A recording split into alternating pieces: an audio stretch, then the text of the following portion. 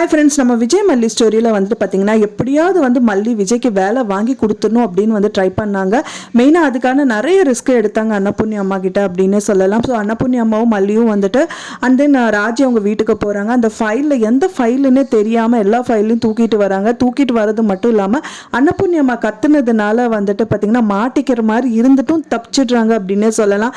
So வெற்றிகரமாக விஜய் கையில் கொடுத்துட்டு அண்ட் தென் அவர் ஜாபுக்கான இன்டர்வியூவும் போய் அட்டன் பண்ணிடுறாரு. இன்டர்வியூவில் செலக்டும் ஆயிடுறாரு. ரொம்ப சந்தோஷமா மல்லி எனக்கு ஜாப் கிடைச்சிருச்சு மல்லி அப்படிங்கிற மாதிரி ரொம்ப சந்தோஷப்படுறாங்க. அதுக்கு முன்னாடியே சாமி கிட்ட வேண்டிட்டு தான் மல்லி ஏதோ எழுதிட்டு இருந்தாங்க அப்படின்னு சொல்லலாம்.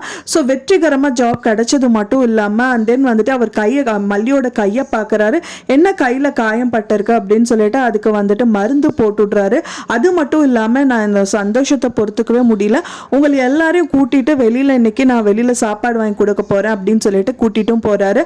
அழகாக சாப்பாடு வாங்கி கொடுக்கறது மட்டும் இல்லாமல் அந்த காயங்கள் கூட வந்து பெருசாக தெரியல மல்லிக்கு. ஆனால் வந்து அன்னபூர்ணி அம்மாவும் அண்ட் தென் வந்து மல்லியும் சேர்ந்து வந்துட்டு இந்த விஷயங்கள் எல்லாமே பண்ணாங்க. எல்லாமே விஜய்க்காக தான். ஸோ வேலை கிடைச்சது வந்து பார்த்திங்கன்னா அந்த காயத்துக்கான மருந்து அப்படின்னே சொல்லலாம். ஸோ அந்த மாதிரி வந்து ரொம்ப சந்தோஷமான நிலையில் இருக்காங்க.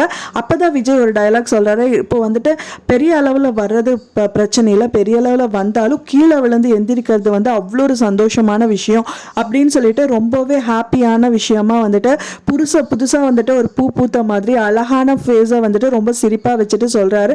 ஸோ அதை பார்த்தோன்னே கங்க்ராச்சுலேஷன் அப்படின்னு சொல்லிட்டு மல்லி வந்து அவங்க கையை வந்துட்டு ஷேக் பண்ணுறாங்க. ஸோ அப்போ தான் வந்துட்டு ஒரு கிஸ் பண்ண வர்றாரு. ஸோ இந்த மாதிரி விஷயங்கள் எல்லாமே நடந்துட்டு இருக்கு.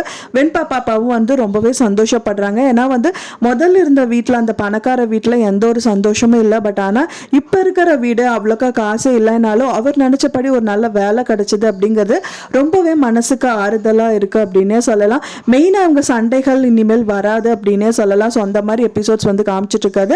எல்லாருக்குமே பிடிச்சிருக்கு அப்படின்னு சொல்லலாம். நீங்கள் என்ன நினைக்கிறீங்க அப்படின்னு சொல்லிட்டு மறக்காமல் உங்களோட கருத்துக்களை எனக்கு கமெண்ட்ல ஷேர் பண்ணுங்கள். நான் சொன்ன தகவல் உங்களுக்கு பிடிச்சிருக்கும்னு நினைக்கிறேன் ஃப்ரெண்ட்ஸ். பிடிச்சிருந்தா மறக்காமல் லைக் பண்ணுங்கள், ஷேர் பண்ணுங்கள், கமெண்ட் பண்ணுங்கள், சப்ஸ்கிரைப் பண்ணுங்கள். மேலும் இன்னொரு மல்லி சீரியல் அப்டேட்டோட நெக்ஸ்ட் மீட் பண்ணுறேன். தேங்க்ஸ் ஃபார் வாட்சிங் மை வீடியோ ஃப்ரெண்ட்ஸ். நெக்ஸ்ட் வீடியோவில் பார்க்கலாம்.